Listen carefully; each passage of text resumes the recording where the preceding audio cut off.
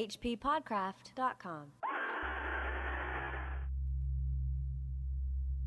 It was on a certain Thursday morning in December that the whole thing began with that unaccountable motion I thought I saw in my antique Copenhagen mirror. Something, it seemed to me, stirred. Something reflected in the glass, though I was alone in my quarters. I paused and looked intently. Then, deciding that the effect must be a pure illusion, resumed the interrupted brushing of my hair. You know, I don't know why I didn't have this vision when I read it the first time, but just now hearing that, I imagine Lovecraft with long blonde tresses, sitting in his mirror, brushing them. I brush my hair vigintillion times before bed every night. That is the first paragraph of the H.P. Lovecraft and Henry S. Whitehead story, The Trap. You are listening to the H.P. Lovecraft Literary Podcast. I am your co-host, Chris Lackey. And I'm Chad Pfeiffer. So, Chad, this is another team-up. Yeah, another collaboration. Actually, I haven't seen this guy's name before. What's the deal with Henry S. Whitehead? Well, Henry S. Whitehead was a correspondence friend of Lovecraft, and Lovecraft actually went to visit him in Florida the summer of 31 when he was down there, and he stayed with him for like 3 weeks. And there's a funny anecdote about him getting a group of young boys at a boys' club, and Lovecraft does this kind of impromptu narration of the Cats of Ulthar for the boys, and supposedly they ate it up and thought it was great.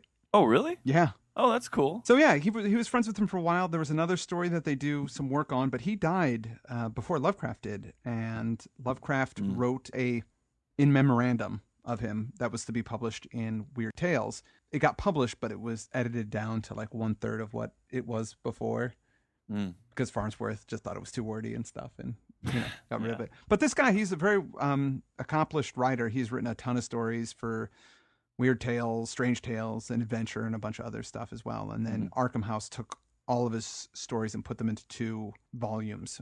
One is called Jumbie and Other Uncanny Tales, and the other is West India Lights. So he was really influenced by his time in the islands and the he was from the Virgin Islands, and he became Anglican priest. And right. Suppose it's weird too, because it said he said to Lovecraft that he graduated from Harvard, but according to Joshi, the guy didn't graduate from Harvard, and he studied at Harvard, but he never graduated from there. And he also said that he got his PhD, which he didn't. Really? Yeah. So that's a little strange. I don't understand what. Maybe it was like he said, I attended Harvard. Well, I mean, I didn't really attend. I didn't really enroll. I met some friends for lunch. Yeah, maybe that's exactly what it is. Well, he brings some of that in this story. There's that opening quote, which is about, it's a guy who has this antique mirror, and there's something in it that he found weird. And the mirror he had discovered in Santa Cruz. The Virgin Islands, Santa Cruz, not Santa Cruz in California. Right. It's St. Croix, I think is what it is. Right. So the narrator of the story is a guy by the name of Gerald Cniven. But Gerald is something you're getting out of the notes. Yeah, H.P. Lovecraft wrote a lot of letters about this, and he supposedly worked on the story either when he was, it's not exactly sure when he was working on it, but it was either when he visited him or they corresponded afterwards, but they at least discussed it and talked about it.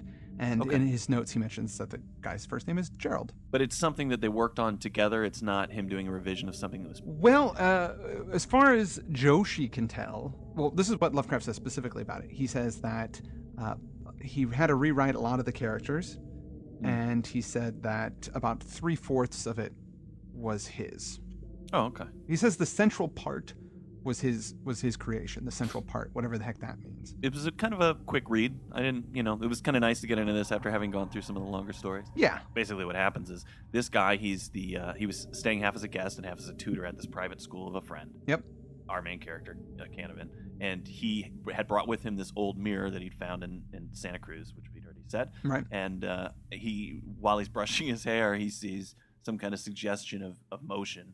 And I think it's like what the mirror shows out through his room, and it reflects on another mirror, kind of creating this tunnel effect. Yeah. The way we set up this thing with there's a kid there, Robert Grandison. Basically, it's really cold. And the heating system of the school gives out. And so he's like, hey, kids, let's all go to my apartment. The heating works there, and I'll just do class from my apartment. And the kids say, great. Right. And, he's got that I'm especially sensitive to low temperatures. Yeah, exactly. Lovecraft. Right. Yeah, so all the kids come over to do their session around his fireplace. After the session, one of the boys, Robert Grandison, wants to stick around because he doesn't have anything to do the next period. And the teacher says, yeah, that's fine. Robert pretty soon is staring into this mirror. He's looking at the dim, kind of cloudy glass of it. It's a really old mirror. When he says, what is it that's bugging you about that mirror? The kid says it's the corrugations in the glass or something. He's like, what are you talking about? I don't know what you're talking about. And he goes, well, yeah, it's right here. And he touches it. And he goes, oh! And it pulls. And he's like, what is it? It felt like it was pulling my finger. And he's like, what? What are you talking about? You're crazy. And the kid goes, but you don't see it? You don't see this thing in there? And he goes, well, sit where I'm sitting. And then he does. And then he could see there's like this little kind of vortexy, swirly portion like in the mirror. I got kind of excited at that point in the story. I did too. Yeah, they're going to go through this thing. There's going to be some kind of mirror world, or it's going to be like a poltergeist thing or something like that. It was a good setup. I was at this point, I'm still super interested. Yeah. But right then in the story, the kid goes, well, I've got to take off now and get to class. And he's like, okay, yeah. Maybe we can come back and check out this mirror later. And the kid goes, yeah, great, sure. He's away all afternoon, and when he gets back, it's like 5:15, and all the boys are assembled for like the end of the day. Yeah. And the kid isn't there. No. In fact, that's when he was going to grab the kid and say, let's go back and check out this mirror some more, but the kid's not there. Yeah. When everybody kind of realizes that the kid's nowhere to be found, everybody flips out and they start looking everywhere. It's kind of an embarrassing situation, that the parents send their kid away to the school and like, we lost him, sorry. Yeah. And the cops involved, his parents come down, they stay for about a few days, but things aren't looking good. So they go back. Then they have winter break for Christmas, and everybody goes home. All the kids go home, but there's real somber attitude because one of the kids just disappeared from the school. So it's just the headmaster, Jerry, and some of the help are there, and the headmaster's wife as well. He's kind of obsessed with this, we're not obsessed, but he's worried about this kid, and that kind of made him forget about the mirror. So one day he takes a nap, and it's some kind of revelatory nap. He had this feeling that Robert, the kid, was trying to communicate with him in his sleep. Yeah. Just the feeling. It really becomes strong in his mind after this nap that somehow Robert is still alive. And this is when the narrator suddenly breaks in with some crazy stuff. He says, I was in the West Indies for a long time, and because I was there, you probably won't find it strange that I'm a genius at sleep research and that I can, granted that telepathic forces exist. Let's say they do. Okay, they do. And they act really strongly on a sleeper, and because I was in the West Indies, I somehow understand all these things. Yeah, he's more in tune with the other. Yeah. It suddenly becomes like Beyond the Wall of Sleep. Beyond the Wall of Sleep, yeah. So this really has a Beyond the Wall of Sleep sort of feel to it. And at this point, I was hoping Lovecraft was kind of past those types of things, but we discover he is not. No, this guy's an expert dreamer and expert at the telepathy of sleep, and he actually has mental discipline that helps him, pick up all types of strange things and remember them when he wakes up. Mm-hmm. So he decides he's going to really go after it the next time he sleeps. He goes to bed hoping that he can get more clues about where the boy is. I must have dropped asleep instantaneously, and from the vividness of my dreams and the absence of wakeful intervals, I judged that my sleep was a very deep one. It was 6:45 when I awakened, and there still lingered with me certain impressions, which I knew were carried over from the world of somnambulant cerebration. Filling my mind was the vision of Robert Grandison, strangely transformed to a boy of a dull, greenish, dark blue color. Robert desperately endeavoring to communicate with me by means of speech, yet finding some almost insuperable difficulty in so doing. A wall of curious spatial separation seemed to stand between him and me, a mysterious, invisible wall which completely baffled us both. So, a dark blue-green Robert has showed up into his dreams. And it's weird because even if if Robert goes a distance away from him, he grows larger. Yeah. When he gets closer, he gets smaller. It's as if the perspective is inversed. All the laws of time and space no longer apply. And it was very difficult. Robert's trying to speak with him and communicate with him, but his speech is very abnormally thick and dull. Yeah. And it's hard for the narrator to understand what he's saying, and he has to kind of really rack his brain and try very, very difficult to comprehend him. But at this point, the narrator starts to piece things together that, wait a minute, that mirror, something strange was going on with that mirror. I bet you this has something to do with it. That leads him to some good italicized words. And in some outrageous fashion, Robert Grandison had passed out of our kin into the glass and was there immured, waiting for release. He's trapped in the mirror. He got sucked into the mirror somehow. He's trapped in mirror world. Well, he decides he's got to solve this puzzle. He basically starts hardcore sleeping. I mean, he actually washes over it in the story, right? He says, I don't need to go into detail about the number of times I put into this, but he just keeps going to sleep every chance he can and trying more and more to communicate with Robert. And he does eventually get Robert to sort of tell him what happened, which is that Robert had gone back. He was really fascinated by the mirror, and all through school, he had it in his mind to come back and check it out some more, which he does. He goes back to the teacher's quarters at around 2:20, but he's not there. So the kid's just like, well, I'll just have a look at the mirror by myself.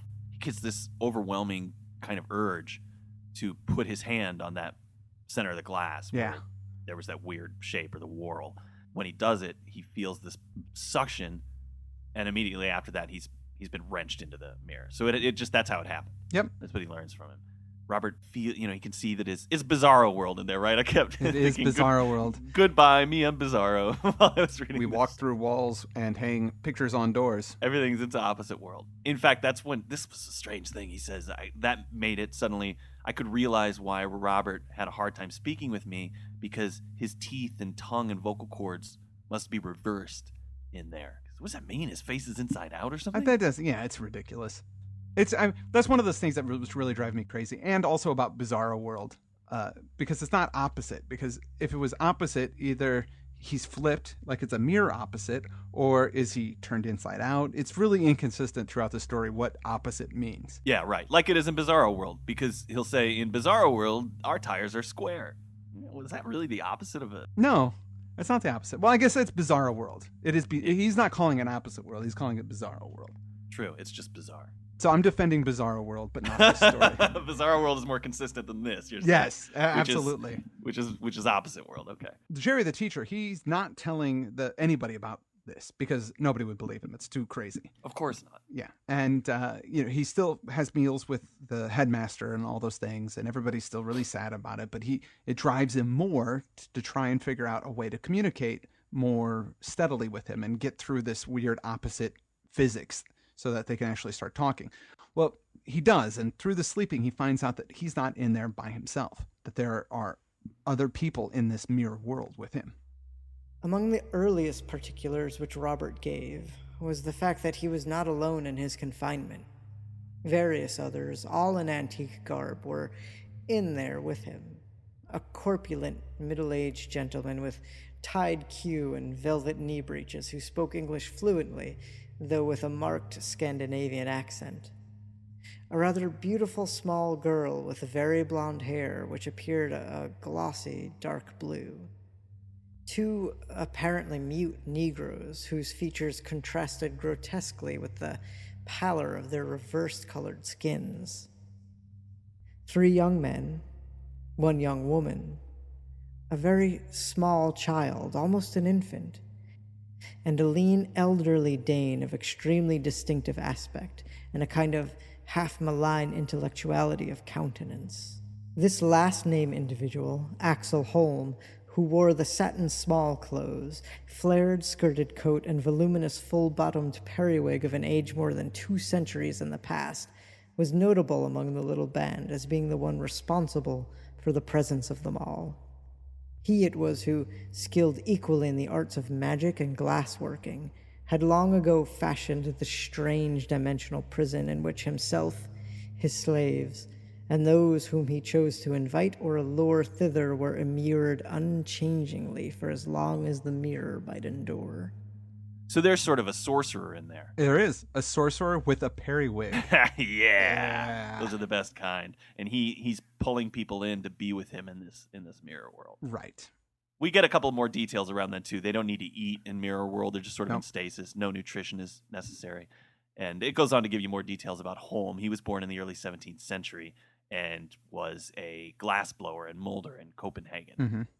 Legendary around Europe for his craftsmanship. In fact, I think it says even he's the first master mirror worker. Yeah. Yeah. But he also begins serious studies of the fourth dimension, other things that might be out there, and he says, well, maybe mirrors are the way that you get into other dimensions. Yeah. And maybe if I could construct a mirror that sort of has the right strange whorl configured piece, I can enter into these things so that I can prevent death from happening. In a way, this reminded me of Cool Air. It's that same kind of premise. I'm going to figure out some way to beat death. Exactly. You're right. And so he wants to test it out on these on before he goes in himself. So he gets the slaves. That's what those slaves that are in there. He push those poor guys in there, and they're fine. They're alive. And so he figures out, okay, it's safe, and he's going to start loading in a bunch of stuff because he knows he wants to be in there forever. So he puts in all of these books and like a really nice desk and all this furniture and things like that. And now the thing about Mirror World... that made me laugh, though. It was funny. Well, the thing about Mirror World is that nothing is real in Mirror World. Everything... There's like trees and bushes and things like that, but you can't touch them, interact with them, because they're all from the reflections of the real world. Right. And one of the things he figures out is that when you're in the Mirror World version of a place that the mirror has seen previously, your ghostly form is actually in there. And there's points too where Robert is able to go to where the mirror is and appear in like the living room in the real world, not just in the mirror or when somebody's dreaming. So there's a connection to those places. There's a detail around there that I found interesting because they contradict it later in the story, where Holm, he thinks, I think it says, undoubtedly a man of his knowledge realized that absence from the outside world, if deferred beyond the natural span of life, must mean instant disillusion at the first attempt to return to that world. So he knows that once he's in that mirror, he can never come out. If he does, it'll mean he instantly sort of disappears. Right. So the narrator knows that, but later on, he acts as if he doesn't know that. What's going to happen? I got to be careful when I try to get Robert out of here because the thought of that sorcerer being here in my living room is terrible. Yeah. But, he also knows that that's not possible. So I found that stupid. That's all I'm saying. Maybe from that's what the sorcerer thought. But then our guy, Jerry, goes, oh, wait, you know what? I've got a way that might work. That'll get out Robert, but it also might release the sorcerer. That's what the sorcerer thought. There's no way out. Maybe being on the outside, he figured out a way to get people. I don't know. It's not great writing. When he talks about he sent ahead of him his books and his writing materials and the chair and table of workmanship, I just at some point he's going to get tired of those books, right? Yeah, I know. Because he's in there for eternity. It made me thought, like, what if it was the 1980s when you did it, 20 years later, you're stuck with your VHS copy of Harry and the Hendersons and, the same 3 books. Right. Back to the Future. Yeah. Yeah. I mean, it's great. Those are great movies. I love them. But how many times can you watch them? I mean, it's eternity. Anyway, well, he's in there with his slaves. He figures out at some point how to get more people in there with him. He kind of has a telepathic method of... Starts learning to telepathically communicate with people on the outside. Mm-hmm. And so he starts tricking people to kind of come in the mirror. And that's who all these other folks that are around in the mirror world over the years. Now, nobody's come in for a long time because if you recall, the mirror was kind of in storage after he picked it up in the West Indies. He just put it away for quite a few years. So nobody's, you have to have that mirror to get into it. And that's just been out of commission. But now it's back, and poor Robert was the first guy to get sucked in. I would have thought that Holm, he's a genius in that he discovered a way to go through a mirror to get into another dimension, yet he doesn't seem to have taken much action to preserve that mirror. It seems like he just sort of let it go. Yeah, you would think that you would entrust generations of family or something, or pass it down in a will, or so it doesn't get... What if it ends up being the mirror in the guy's basement in Silence of the Lambs or something, and that's what you all have to look at all day long. Or make it a really beautiful mirror and have it somehow put into a museum so that you always will have access to lots of people. That's what I would have done. Because obviously he was this master mirror maker, and just go, you know what? Hey, when I die or disappear, I want to donate this mirror to this museum. And, boom, that's, you got it there. Instead, it's passed from yard sale to yard sale. Right. So, with all this information, our man... But Holm, I should mention, though, Holm is he's got a menacing... There's something menacing about him, because when the boy communicates with the teacher, he always does it when Holm's not around. Right, in Mirror World. He's definitely an evil sorcerer. Yeah, the guy that's actually been helping him out was the other fellow who, the kind of corpulent English or white guy with the Scandinavian accent, was Herr Thiele, I think was his name, and he's the one that's sort of been filling in Robert on all the information. So he's kind of his ally in that world. But at this point, Jerry decides, okay, I've got a plan. I don't know. He doesn't explain why he thinks this plan will work or what physics it's based in or what kind of magic. But his plan is to get a glass cutter and cut the whirl out of the mirror. Which to me isn't much of a plan. No. At least he admits it. He says, admittedly, this wasn't a very complicated plan. But I mean, he might as well have like wiped a booger on it for, it's just ridiculous that it doesn't make, why would cutting it out, it could have, destroyed everything. It just seemed, I mean, if he said I was hopeless, I didn't know what to do, I don't have a plan, I just had to do something, so I just decided I was going to cut it out. But he doesn't say that. He says, I have a plan. And this is not a plan. He just cuts out the glass falls on the carpet, the whole place begins to stink of dusty air, and he passes out. Right, of course. The darkness of oblivion passes over him, and when he wakes up, the kid's out. Robert's there. He made it out of the mirror. Yeah.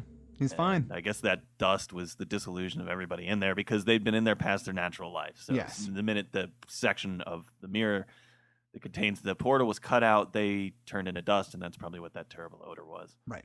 Well, now he's got to enact his plan. Your favorite plan. Oh yeah. Well, he's got to explain where this kid's been because the kid's been missing for a while. Yeah, a couple weeks. He's got a great plan for that too. It says, I need mention only briefly my method of restoring Robert in a seemingly normal way. How I smuggled him out of the window in an old hat and sweater of mine, took him down the road in my quietly started car, coached him carefully in a tale I had devised, and returned to arouse Brown with the news of his discovery. He had, I explained, been walking alone on the afternoon of his disappearance, and had been offered a motor ride by two young men who, as a joke and over his protests that he could go no farther than Stamford and back, had begun to carry him past that town. Jumping from the car during a traffic stop with the intention of hitchhiking back before call over, he had been hit by another car just as the traffic was released, awakening 10 days later in the Greenwich home of the people who had hit him. On learning the date, I added, he had immediately telephoned the school, and I, being the only one awake, had answered the call and hurried after him in my car, without stopping to notify anyone. That is a terrible plan. It's a terrible plan. It is full of holes. There's all of these other people that don't exist. Yeah. In the plan, he'd been offered a ride by two guys who, as a joke, carried a poor kid really far. And then when the kid jumped out, somebody hit him. Yeah. So who is this guy who hit him with the car? And then he was, for 10 days, he was unconscious in the home of some nice people. Oh, I guess he's in the home of the people who hit him. Yeah. 10 days unconscious. Did they contact the hospital, the police, anything? No. What were they doing? No. Just letting him sleep for 10 days? That kid's in serious trouble if he's that's a coma. It's a coma, yeah. That is a coma. So the kid was in a coma in somebody's house who didn't contact anybody. The kid woke up and called, and our guy even says, well, I was the only one awake. How does he know he was the only one awake? He can't corroborate that. Yeah. Somebody else could have heard the call, but there was no call, and they didn't hear it. Seriously, this is the worst plan. It made me furious when I got to this part of the story. It's because ridiculous. He says, of course it worked. Yeah. Of course my plan worked. Why wouldn't it? And I'm like, what do you mean? Just the careless scrutiny just makes the whole thing fall apart. Yeah. Yeah, you could easily, I mean, if I was a parent and I go, oh, where was he? What happened? Oh, these people had him. These people, who are these people? We need to call the police. Oh, no, he was just unconscious with them. Nobody checks into it at all. Or even if you're thankful, you're like, wow, they took care of my son. Those are nice people. I want to meet them. Yeah. It's who would just let it go? It does seem completely preposterous. Jerry does some research and finds out finds out a lot about Axel Holman. He was this Luciferian of renown, born in 1612, and goes into all this stuff about the Loki mirror, the Loki glass, and compares it to like Thor's hammer and all these other things. The mirror itself, before he added this dimensional gate, was enchanted. He purloined it from a fellow sorcerer who had entrusted it to him for polishing. That's how he acquired the mirror. Some sorcerer was like, here is my enchanted mirror. Please be careful when you polish it. And he made off with it. It's just so stupid. You would think the sorcerer would want that mirror back eventually. Yeah, but he purloined it. He just took off with it. But this guy's the master mirror maker in all of Europe, so I don't imagine that it would have been difficult for him to, To hey, find give me my him. mirror back, buddy. I know exactly where you are. Yeah. But that's the big revelation, right? The kid, when he comes out of The kid comes mirror, back. Yeah, his heart is on the other side of his body. He writes with his left hand instead of his right hand. He's mirror boy. not completely. He'd started re-reversing, but it just didn't completely finish, so his organs are on one side of his body. Really Right. weird. Yeah, he sees that he's writing. He'd been right-handed his whole life, and now he writes with his left hand. Yeah. He made the kid unbutton his coat so he could listen to his cardiac action. And what he finds out is the heart is on the other side. Pretty alarming, man. It's I mean, pretty that could alarming. really cause some serious health problems. I wish this teacher would tell somebody. And then the story concludes.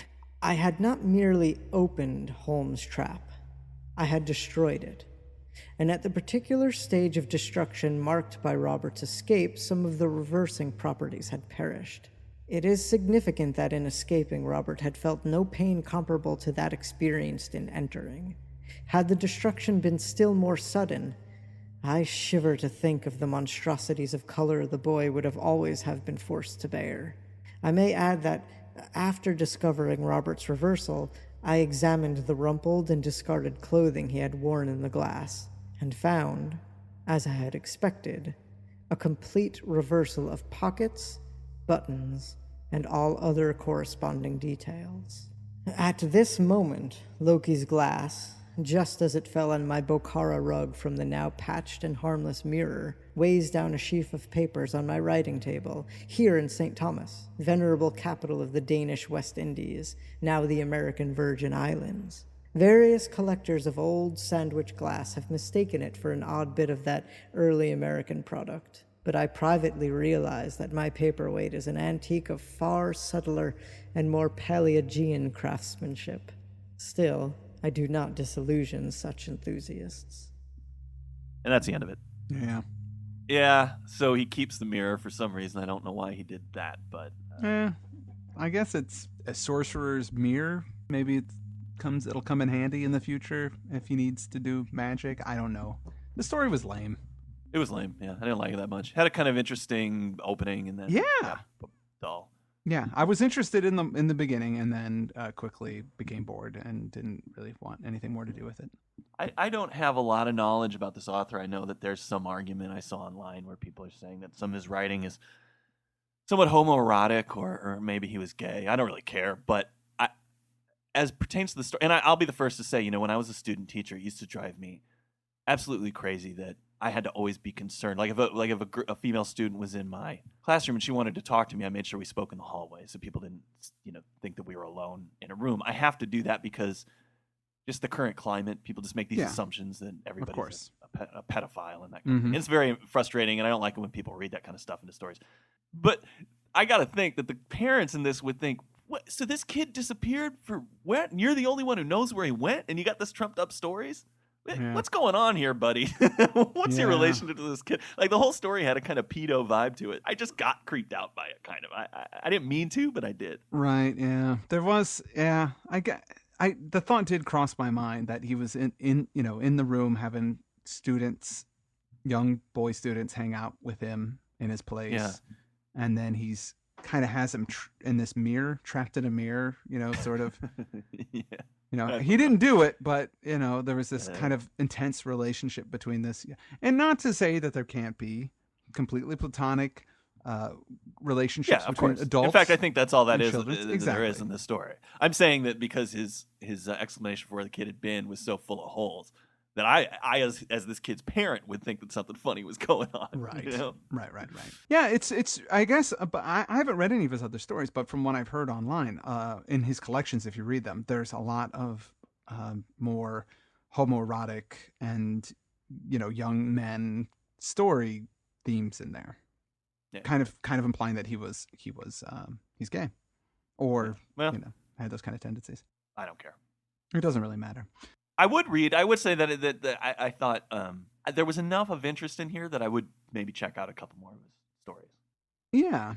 Now I'm curious to how much because if the last 3/4 of this were Lovecraft's, then I'm saying that's kind of where it took took a crap from me. The beginning was good. Yeah. I was interested. But if his other stories are about the West Indies and maybe some good voodoo things. Yeah, he does write a lot of voodoo stories as well. Yeah, he was really into that stuff. So that might be I like that. Might be interesting. I'm curious. I'm curious. I've never even heard of him before this story came up. So did this? You might have already said. Was this story in Weird Tales? No, it got published in. It was just part of the Arkham House edition later. It got published in Strange Tales in March of 1932. Oh no! Wait, didn't this guy die in 31? He died in 32. It's always a bummer when people's stories come out after they die. No, well, I'm not exactly sure when. Well, he died. He died the same year that it came out, so it might have came out before he died or after he died. But he was published a lot. He had a lot of stories that were published, so it's not a big deal. I'm a self-loathing nerd in a lot of ways. One of the things that I can't stand is when I hear Star Wars references in my head. I don't want to, but they're there. Every time I looked at the title for this story, all I could think was, "It's a trap!" That Admiral Akbar says in Return of the Jedi. Yes. Oh, I know. Yeah. Yeah, of course. It's a trap! It's a trap! Oh, Admiral Akbar. Well, that's about it. Next week and the following week, we will be off. We are taking a 2-week hiatus just to kind of get our strength back. And yeah, I'm actually going to Florida. You're going to Florida? Yeah. Are you gonna crap went to Florida? Are you gonna go wrestle anybody down in Florida? Probably, yeah. Okay. I mean, it's just to go see a friend, but I'm sure there'll be some wrestling involved at some point. Yes. I'd like to thank our reader once again, Tim X, better known as Tim Mucci, who's a friend of the show and had written in some time ago to say, would you guys mind if I read? And I said yes, and he did an excellent job. We really appreciated it, Tim. Great work, Tim. Thanks, man. Sorry we didn't like the story so much, but your reading was top-notch. I also want to thank Mike Mann for being our web genius and making all the magic happen and sorting out. We had a server issue last week, but Mike swept in and made all the magic work again. So bless him. And we're still doing the ransom for the Call of Cthulhu. I think we're about 2/3 of the way there. But as soon as we finish raising the money, we will have that out on the airwaves, a full reading of the Call of Cthulhu featuring Andrew Lehman. Man. It's going to be good stuff with some music by Reber Clark. I can't wait, dude. I'm so excited. Yeah, it's going to be really cool. We haven't gone in the studio to record it, but please, if you have any pocket change and you like our show, give us a little money so we can get around to booking the studio time and doing that. We'd really appreciate it. Right. And if you want to read a really kick-ass book, I highly recommend Children in Heat by Chad Pfeiffer. Yeah, please check it out. It's at the Amazon store. Some people are giving it good reviews. They're liking it. Yeah, and if you don't have a Kindle and you want to read this book, send us an email. We'll get you a copy of it somehow. You could do a PayPal thing. We'll work it out and give you a PDF. If you want to read this book, we can make it happen. We can. We can do that. Yeah, that's a good idea. We'll send the PDF to people if they want to. Exactly. Exactly. All right, cool. All right. With that, I am Chris Lackey. And I'm Chad Pfeiffer. And this has been the H.P. Lovecraft Literary Podcast. Here at hppodcraft.com.